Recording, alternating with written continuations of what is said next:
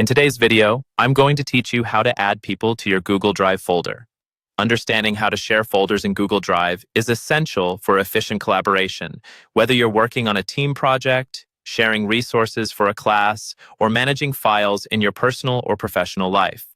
Let's dive into these steps together to ensure you have a clear and comprehensive understanding.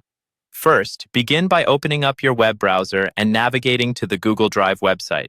If you aren't logged in already, you'll need to do so using your Google account credentials. Once you're in Google Drive, locate the folder that you want to share with others. Folders are typically listed on the left-hand side under My Drive, making them easy to spot. Once you find the desired folder, right-click on it to reveal a drop-down menu. This menu provides several options. What we're interested in specifically is the Share option, so go ahead and click on that.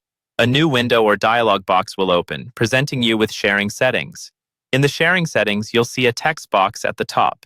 This is where you'll enter the email addresses of the people you wish to invite to view, edit, or comment on the contents of the folder. Be sure to separate multiple addresses with commas for seamless input.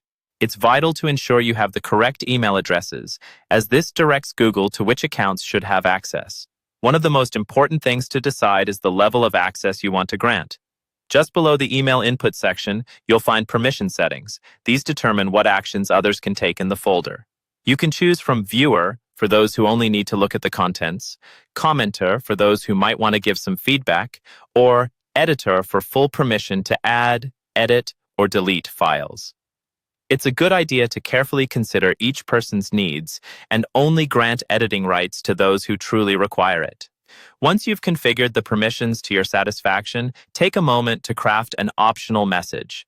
This step isn't necessary, but it can be helpful to add a personal touch, giving your recipients context about why you're sharing the folder.